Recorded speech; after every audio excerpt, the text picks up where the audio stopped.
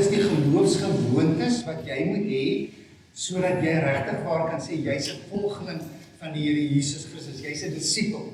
So ons gaan oor 'n ruk praat oor 15 gewoontes, wat deel moet wees van jou geloofsmondering, sodat jy 'n volgeling van die Here Jesus kan wees. En vir die afgelope 2 weke wat verby is, het ons natuurlik gepraat oor die die dissipline van ontdekking, discovery, dat ons dit ons hele lewe lang moet ontdek, nie net wat Jesus is soos in die woord vir ons openbaar nie, maar dat ons dit kan integreer in ons lewe, en dat elkeen van ons ook kan ontdek, wat beteken hy in my lewe persoonlik.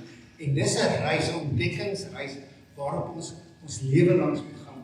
Vandag begin ons by die tweede dissipline wat die gewoonte is, in Engels sê hulle dit so mooi, abide in Christ, om te bly in Christus. En ek wil eintlik, miskien kan eerlik wees en vir julle sê wat ek dink, maar baie mense kom tot geloof, neem Jesus aan as hulle verlosser en saligmaker. En dan bly alles basies dieselfde. Hulle glo in Jesus, hulle hou van Jesus, hulle praat van Jesus, maar hulle groei nie in Jesus nie. So dis my persoonlike opinie. Ek kan dit amper vir julle probeer verduidelik. Dit is amper soos iemand wat 'n gym-lidmaatskap het, en ek lag klaar, is sommer so glimlag, want ek was so pragtig en hierdie moet net daarvoor. Dis iemand wat 'n gym-lidmaatskap het, maar kom net by die ingang en dan neem my 'n selfie van homself in die gym, en dan kan hy nie verstaan hoekom hy nie geestelike spiere ontwikkel nie. Jy moet in die gym inkom, om die gym-lidmaatskap te hê, verander niks. So dis hoe ek 'n groot meerderheid van gelowiges sien, en wat maak dat ons nooit regtig waar leer wat beteken dit om te bly in Christus nie. En dan het ons hierdie pragtige verhaal in Johannes 15 van die wingerd stok en die lote. So ek wil vir julle sê dat in 'n mate is hierdie geloofsdissipline miskien die belangrikste van almal. Want vir die ander om te ontwikkel, moet jy snap waaroor dit gaan, to abide in Christ, om in Christus te bly. So Jesus kom leer vir sy disippels dat ons moet onsself aan Jesus heg soos 'n loot aan 'n wingerdstok geheg word, en dat vrug slegs uit daai verbondenheid kan vloei, uit daai verbintenis kan vloei. En dis waarom ons tema vandag is, geloof wat bly, dra vrug. En ons sal natuurlik die ander kant moet sê, geloof wat nie bly nie, verdroog, veral na aanleiding van hierdie verhaal. So ek gaan vanoggend vir ons net Johannes 15 vers 1 tot 8 lees, want dis waar die grootste deel van hierdie boodskap om te bly in Christus vandaan kom. Kom ons lees saam, Johannes 15 vers 1 tot 8. Ek is die ware wingerdstok, en my Vader is die landbouer. Elke loot aan my wat nie vrugte dra nie, sny hy af. Maar elke loot wat vrugte dra, snoei hy reg, sodat dit nog meer vrugte kan dra. Julle is al reeds reggesnoei deur die woorde wat ek vir julle gesê het. Bly in my, soos ek in julle. So wanneer is jy reggesnoei? Wanneer jy hierdie woorde verstaan. Bly in my, soos ek in julle. 'n Loot kan nie uit sy eie vrugte dra, as hy nie aan die wingerdstok bly nie. En so ook julle, nie as julle in my bly nie. Ek is die wingerdstok, julle die lote. Wie in my bly en ek in hom, dra baie vrugte. Want sonder my kan julle niks doen. Wie nie in my bly nie, word uitgegooi soos 'n loot en verdroog, en hulle maak dit bymekaar en gooi dit in die vuur en dit verbrand. As julle in my bly en my woorde in julle bly, vra dan net wat julle wil hê en julle sal dit kry. Wat 'n ongelooflike sin om te sê. As julle in my bly en my woorde in julle bly, vra dan net wat julle wil hê en julle sal dit kry. Hierin word my Vader verheerlik, dat julle baie vrugte dra en my disippels is. So jy kan nou miskien vir my vra, ons gaan later oor praat, jy het nou gebid vir hierdie Messias, maar jy het hom nie gekry nie. Hartgebid is hierdie vers dan nou nie die waarheid nie. Ons gaan daarby kom stil staan. Ek dink wat hierdie gedeelte so besonder maak, is dat Jesus kom bring vir ons die hele disippelskap by mekaar in hierdie metafoor van wingerdstok, lote en vrug. En is eintlik 'n baie eenvoudige verhaal wat ek dink enige iemand kan verstaan, nie net boere nie. Maar dis 'n baie diepsinnige vraag, want die eenvoud lê miskien in die boodskap. En die moeilikheid in die diepte lê die navolging daarvan. En dit kan soms baie ongemaklik raak. So kom ons sê eers vir mekaar, wat beteken dit om te bly? Wat beteken dit om in Christus te bly? Nou die sleutelwoord wat 'n paar keer in Grieks voorkom, hier in Johannes 15, is die Griekse woord meno. En ek wil hê julle moet sien wat dit alles beteken. Dit beteken om te bly, om te woon, vasbly, aanhou, vasheg. Dis wat daai Griekse woordjie meno beteken. Met ander woorde, dit beteken nie net nie besoek nie. Dit beteken nie net so af en toe incheck nie. Dit beteken nie net Sondagoggend in die kerk nie. Dit beteken woon, bly, leef. So Jesus kom sê nie vir ons, kom kuier by my op 'n Sondag nie. Hy sê, bly in my. Ons gaan mooi uitpak wat beteken, bly in my. Hy praat hier met sy disippels, né? So, hier gaan dit nie oor mense wat nog gered moet word nie. Dit gaan oor hopelik soos die meeste van ons wat al klaar die Here Jesus aangeneem het as ons verlosser en saligmaker. En hy sê dit gaan oor hom nie, dit gaan oor verbondenheid, verbintenis. Dis die verskil tussen die gym, self weer die ingang van die gym en gym toe gaan. Die verskil tussen getroud wees of net versus 'n verhouding nie. Ek weet nie om die volgende stelling eintlik beter te sê nie. Baie Christene het 'n status met Jesus. Hulle verklaar hulle self as Christene, maar hulle het geen verbondenheid met Jesus nie. En ek dink 'n groot deel van gelowiges is presies daar. Hulle het nooit verder gevorder as hulle redding nie. Ek noem dit yskasmagneet geloof. Julle weet mos yskasmagnete. Hoe werk dit jy? Vir al die eiendomsagente so die vir ons yskas kalendertjies en goeders te sit.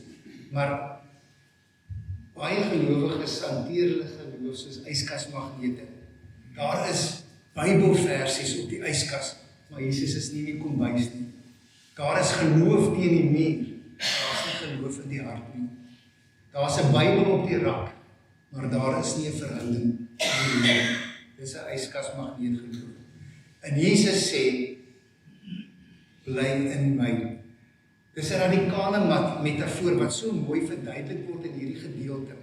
Want 'n loot het geen lewe in homself nie. En as ek en jy die lote is dit wat ons moet snap. Ons het geen geestelike lewe in onsself nie. Geen sap beteken geen voeding, geen krag. Alles kom van die wingerdstok af. En dan kom sê Jesus seker een van die mees radikale dinge self. Hy sê, sonder my kan julle niks doen nie. Nie minder effektief nie, niks nie. Ek dink dit breek 'n bietjie die idee van moderne Christendom wat ons dink. Ons kan bedien, ons kan leiers wees, ons kan Christen leef, ons kan huwelike red, ons kan kinders grootmaak met 'n bietjie Jesus daarby. En Jesus sê nee, dit kan nie. Jy het my nodig, soos 'n loot sap van die wingerdstok nodig. Ek dink daar's 3 redes waarom ons nie bly nie, as ons eerlik is. Want ons weet ons moet. Ons ken hierdie verhaal eintlik so bitterlik goed, maar hoekom bly ons nie? Ek dink die een rede is die gemaklike Christendom wat ons deesdae het. Ons wil die vrug hê van Christendom sonder die verbondenheid. So ons wil vrede hê, ons wil die krag hê, ons wil die roeping hê, ons wil die seën hê, ons wil die vrug hê sonder om te kan bly. Die meeste gelowiges verwag vrug in hulle lewe sonder om Christus te bly. Ek wil amper sê dit is soos om appels in 'n plastiekboom vas te plak.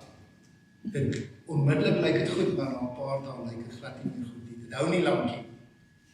Die tweede rede is iets wat ek ook nogal oor mense glo. Ons is verslaaf aan selfafhanklikheid, beheer, control freaks. Ons hou van die beheer van ons lewe. Ons wil God help, ons dink ons weet beter. Ons wil hy stuur bevat. Maar disippelskap begin by daai erkenning, ek kan nie self nie. Dis wat Paulus vir ons hier in Galasiërs 2 vers 20 kom sê. Ek leef nie meer nie, maar Christus leef in my. En wat ek nou in die liggaam leef, leef ek deur die geloof in die Seun van God wat my lief gehad het en homself vir my oorgegee het. Dis nie selfverbetering nie, dis Christus afhanklikheid. En dan ek dink nog 'n belangrike rede vir alles ons kom by die snoei. Ons verstaan nie geestelike snoei in ons lewe nie. Jesus sê die Vader snoei, maar niemand hou van snoei nie, want snoei voel soos 'n verlies. Maar dis voorbereiding vir vrug, en dis wat ons moet snap. En wat is snoei in ons lewe? Dit kan op verskillende wyse na vore kom. Snoei kan wagtye in jou lewe wees, 'n nuwe seisoen wat nog nie aanbreek nie. Dit kan teleurstellings wees. Dit kan moeilike seisoene wees waardeur jy worstel en wonder wanneer gaan die einde kom. Dit kan gebroke planne wees wat net nie uitwerk nie. En dan is ons eerste reaksie, hoekom straf die Here ons so? Hoekom gebeur dit? En dan is Jesus se antwoord, sodat jy baie vrug sal dra. Ek het groot geraak op 'n sultana wynplaas langs die Oranje rivier. My oom het daar geboor met sultanas en hulle druiwe verskaf vir ABV. En vakansies, wintervakansies, want die somer was te kwaai, het ons as 'n gesin opgesuiker daar net onderkant die Kalahari by Kaapstad, so 40 kilos voor Appington. En daar het ons die wonderlike plaastye, ek dink dis miskien waar ek my liefde vir plaaslewe ontwikkel het. Maar my oom was een van daai wynboere wat sultanas gemaak het. Julle weet ons daai lekker druifies wat droog is, wat die pitte in het, en dan het hulle KBV druiwe verskaf. En hy het hierdie ding gesê. Hy het gesê die mees dramatiese snoei lyk soos mishandeling. Want hy sny amper alles af. Ek onthou hy het altyd honderde wingerdstompies. Ons het gedraai met wingerdstompies daar so langs die Oranje rivier. Hy sny alles af, maar dan sê hy, hierdie vinger wat hy nou in ons oor mishandeling, sodat daar amper niks is nie, sê hy gaan die grootste oes hê. Hoekom? Nou of dit waar is, weet ek nie, maar dis wat die boere geglo het. Hy sê, want nou gaan die energie nie meer na die blare toe nie, dit gaan na die vrug toe. Nou, ek het 'n wonder oor die biologiese waarheid van daardie stelling, want daar is nog steeds baie blare. Maar dis wat die boere geglo het. Hulle het vasgeglo, hulle snoei daai wingerdstok, dat as jy daar sien staan, dan dink jy, hoe op aarde gaan daar druiwe en die ding uit voorkom? En dan is dit die wonderlike oeste. Want hy verstaan, dit gaan oor die vrug wat gevorm moet word. En ek wil vir julle sê, want ek dink ons dink soms God is kwaad vir ons, of God straf ons, wanneer dit oënskynlik nie goed met ons gaan nie, wanneer ons in 'n snoeiseisoen is. God snoei nie omdat hy kwaad is vir jou nie. Hy snoei omdat hy die toekomstige vrug in jou lewe sien. Hy sien die potensiaal wat hy in jou gaan ontwikkel en ontgin wanneer hy jou snoei. Dit help my nogal baie om soms deur moeilike tye te worstel om dit te snap. Want in daai moeilike tye waar jy voel daar's nie 'n uitkoms nie, is dit nie lekker nie. Maar dan weet ek daar's iewers iemand, die Here wat 'n groter prentjie het en op die einde gaan my lewe beter vrug dra. Want wat gebeur met ons as ons suksesvol in Christus kan bly? Johannes 15 sê vir ons dra vrug, onvermydelik. Dit is nie julle gaan hard probeer, dan gaan julle vrug dra nie. Hy sê, wie in my bly en ek in hom, dra baie vrugte. Dis 'n belofte, dis nie 'n bevel nie. Julle agtergekom. Dis 'n belofte wat gemaak word aan jou. Nie 'n bevel nie. Vrug is nie vrug is 'n gevolg, nie 'n projek nie. En wat is hierdie vrug? En hier is ook 'n ding wat ek wil hê julle vandag moet raak lees, wat ek eintlik ook raak beleef het, is dat as ons kyk na Galasiërs 5:20, dan sien ons die vrug van die Gees daarin is liefde, vreugde, vrede, geduld, vriendelikheid, goedhartigheid, getrouheid, nederigheid en selfbeheersing. Nou wil ek hê julle moet dit raak lees. Wat staan daar, die vrug van die Gees? Daar's ons ding, wat dink ons is die vrug van die? Ons dink die vrug van die Gees is liefde. Ons dink die vrug van die Gees is vrede, is geduld, Nêrens lees ons, jy gaan die vrug van dissipline en jy gaan die vrug van geduld hê nie. Nee, wat lees ons? Jy gaan die vrug van die Gees hê, wat natuurlik 'n resultaat in jou lewe waar hierdie goeders gaan gebeur. Maar dis wat ontwikkel, die vrug van die Gees. Dit gaan nie oor liefde, vreugde, vrede, geduld nie. Dis nie die vrugte nie, die vrug is die vrug van die Gees. Ons dra nie vrug nie, ek speel nou met woorde. Ons dra nie vrug nie. God produseer vrug in ons lewe. En ons rol of ons verantwoordelikheid bly in Christus. Kom ons spel die vrug van die Gees 'n bietjie uit. As ons sê, jy kry nie vrugte van vriendelikheid of vrede nie, jy kry die vrug van die Gees. Wat is die eerste vrug wat 'n ou raak sien? 'n Veranderde karakter. Begin in jou lewe teenwoordig wees. Mense, begin Jesus in jou raak sien. Nie perfek nie, maar anders. Rustiger, sagter, meer liefdevol. Ek sit altyd en dink aan 'n Frans Villegransie, wat sê hoe ouer hy raak, hoe meer emosioneel raak hy. Hy huil ook as daar 'n nuwe spar oopmaak en hy ook. Maar dit is iets wat selfs ek beleef. Hoe ouer jy raak en hoe langer jy die pad van die Here stap, raak jy sagter. Raak jy meer liefdevol. Nie omdat jy probeer om so te wees nie, maar omdat jy verbind is aan Jesus. Jy is in Christus. En wanneer jy in Christus bly en die vrug van die Gees dra, kom sy karakter na vore. Ek dink die tweede ding wat gebeur is, jou gebed. En nou kom ons met daai Mercedes-Benz of Lamborghini waarvan jy waar dit in die kry nie. Nou kom ons by daardie gedeelte, is daai versie waar. Jesus sê iets ongeloofliks hierso in Johannes 15 vers 7. Hy sê, as julle in my bly en my woorde in julle, vra dan net wat julle wil hê en julle sal dit kry. Nou hoe werk hierdie gebed dan? Weet julle wanneer werk hierdie gebed? Wanneer raak hierdie gebed waar? As ons na die woorde kyk. As julle in my bly, my woorde in julle. Dis die voorwaarde. Vra dan net wat julle wil hê. Want wat gaan jy dan vra? Jy gaan vra ooreenkomstig die Vader se hart. Jy gaan vra ooreenkomstig Jesus hart. Want jou hart, deurdat jy bly in Christus, begin jou hart lyk soos sy hart. Jy vra nie net meer vir jou eie gemak nie. Jy vra vir die koninkryk van God. Want jy is verbind aan Christus. En dan die derde, kom ons sê vrug, is God word verheerlik deur jou lewe. Jesus sê hierin, word my Vader verheerlik, dat julle baie vrugte kan dra, en my disippels is. Hier kom ons weer terug na waartoe die Here vir elke gelowige roep. So die doel van disippelskap is nie selfvervulling nie, dis Gods verheerliking. So as ek vanoggend vir julle moet sê, wat is die hart van hierdie boodskap van die wingerdstok en die liefde, dan wil dit vir ons iets kom leer oor die Christelike lewe. Dit wil vir ons sê, die Christelike lewe is nie om harder te probeer nie. Dit is nie om meer dissipline te hê nie. Dit is nie om meer geestelik te lyk nie. Die Christelike lewe is om te bly in Christus. Alles begin daar en alles vloei daaruit. En dis waarom ek sê dat hierdie geloofsgewoonte of dissipline omvat omtrent al die ander, want alles gebeur vanuit dit. So kom ons raak 'n bietjie prakties. As ons hier uitgaan, wat moet ons doen? Om te bly in Christus gebeur nie net toevallig nie. Die een ding wat ek al geleer het, dat die lewe gebeur in sulke ritmes en seisoene.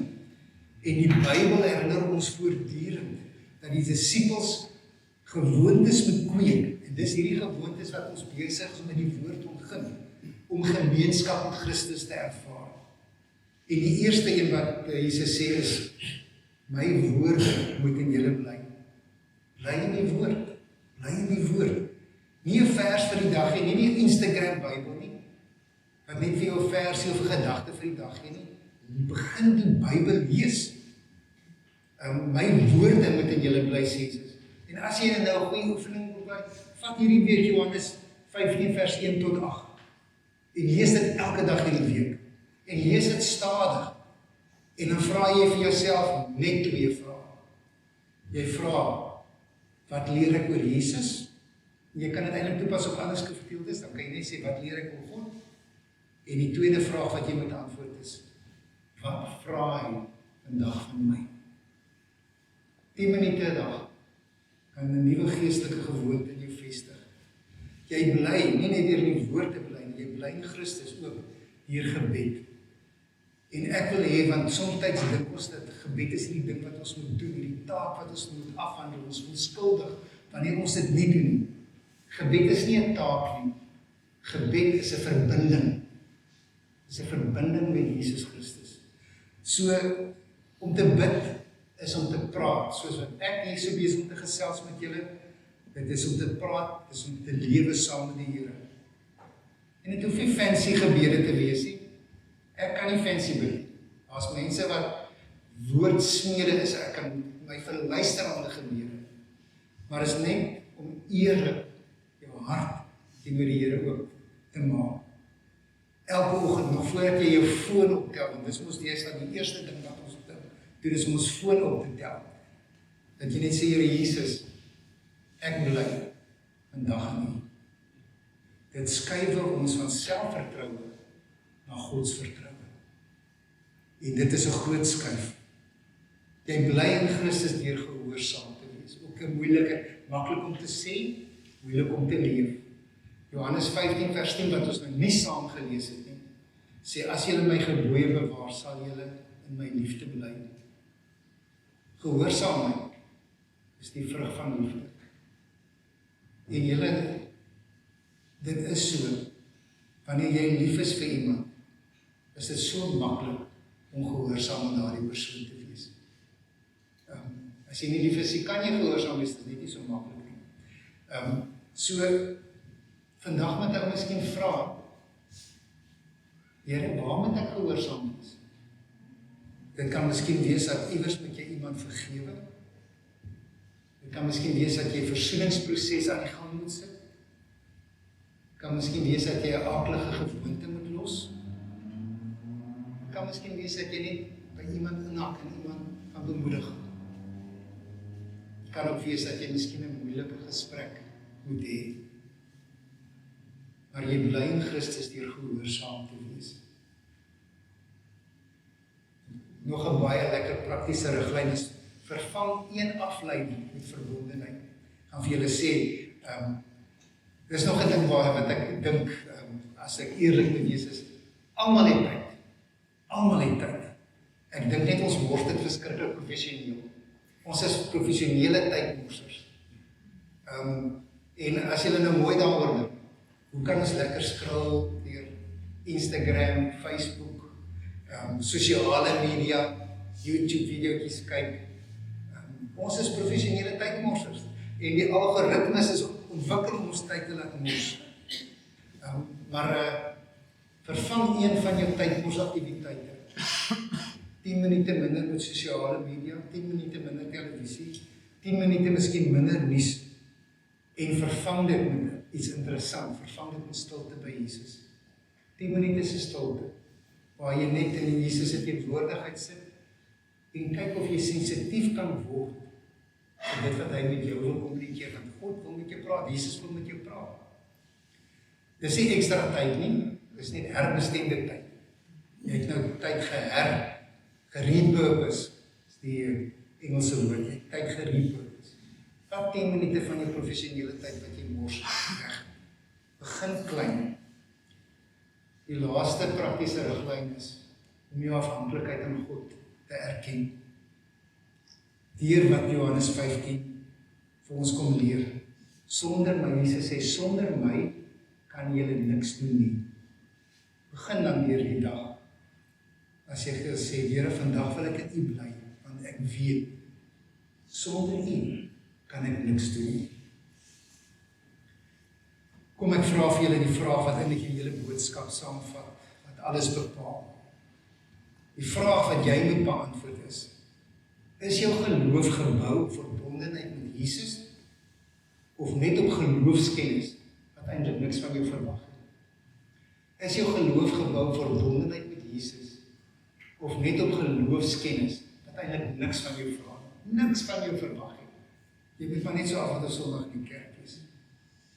Want om te bly in Christus is waaruit alles rondom disippelskap in jou lewe gaan vloei, in hierdie lewe. Jesus nooi jou nie uit na godsdienst nie. Hy nooi jou uit na verbintenis met hom. Dis waaroor dit gaan, om te bly in Christus. Hy nooi jou nie na godsdienst nie. Hy nooi jou na 'n verbintenis met hom.